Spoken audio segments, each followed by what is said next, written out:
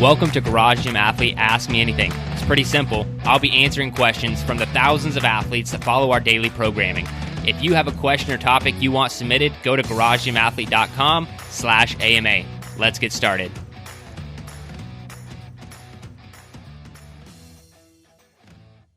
All right, ladies and gentlemen, welcome to the Garage Gym Athlete Podcast. Jared Moon here with Joe Courtney. What's up, Joe? Hi, this is the closest we've ever been. Yeah, we're in person. So if you're listening, maybe go check out the YouTube channel. We're in my detached garage. You can check us out. I don't know how much more valuable that is, seeing us in person, but you can definitely do it. If you are watching this on YouTube, awesome. So we're going to start with an AMA. We're answering a question from Dylan.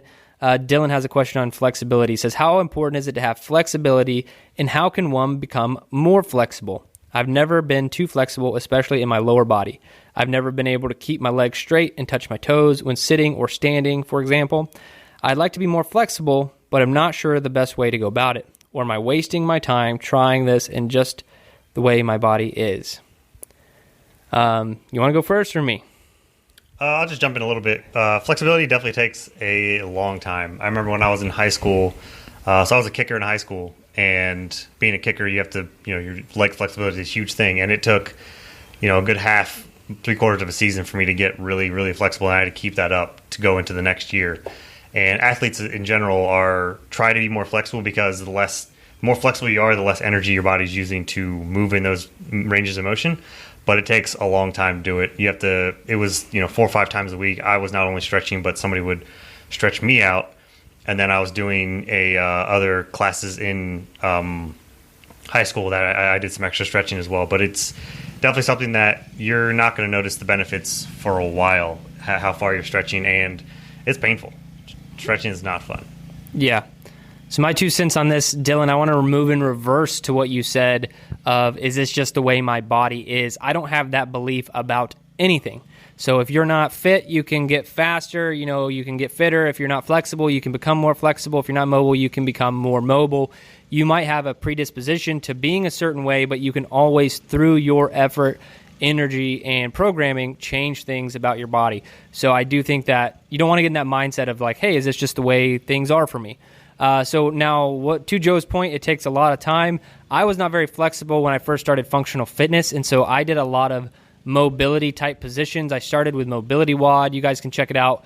I think it changed. It's the Ready State now, right? Ready State. But they had a free playlist of 365 days worth of mobility challenges. Each one was like 5 to 10 minutes long, but basically you'd hold a position for a very long time, like a couch stretch, or be in the squat for 5 full minutes, things like that really pushed you to become more mobile and flexible.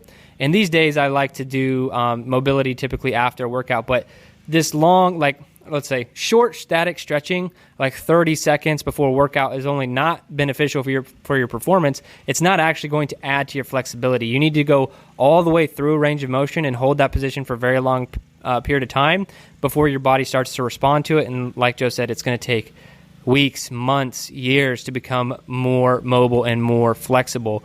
So I would just say work on it. It's not something... Your body is not just that way, and it is something that you want to work on, because it's going to help you reduce your injury if you can hold different positions. You're going to get injured less. So definitely work on it. Just keep at it. Use some of the resources I just mentioned, or just hold stretches for 3-4 minutes at a time. Even if it's just one day, I'm going to do a seated forward fold, and I'm going to hold it for 3 minutes. Then I'm going to hold, a quad stretch for 3 minutes on one side, 3 minutes on the other side. Those really long stretches will go a long way in increasing your flexibility. So work on it, chip away at it. But that's it. You got anything else? I'm just glad you mentioned to stretch after the workout instead of before. Every time I run, I definitely try and hit up my hamstrings big time, because I know they get tight. And that's also when sometimes it's either the most painful because you just got done working out and using those areas anyway. But it's 5-10 minutes, a little bit here and there, and then it makes it a good routine. And then even on your recovery or off days, do a little yoga, do some sort of stretching there, because you can completely dedicate to stretching on those days, because you're not going to work out or lift anyway. Yep. So that's it for this Ask Me Anything. If you guys have a question, go to garagegymathlete.com/AMA and submit your question. We will get them answered. If you're on YouTube, make sure you subscribe, give us a thumbs up, leave a comment, let us know what you like. And podcast, if you're listening, which is most of you, leave us that 5-star review and positive comment. We'd really appreciate it. But thanks for watching or listening. I hope you enjoyed today's Ask Me Anything episode. So one more time, if you want to submit a question, topic, or idea, you can do so at GarageGymAthlete.com/AMA. And hey, while you're there, if you haven't already, sign up for Garage Gym Athlete membership. We are the best community and programming on the internet. I dare you to try and prove me wrong.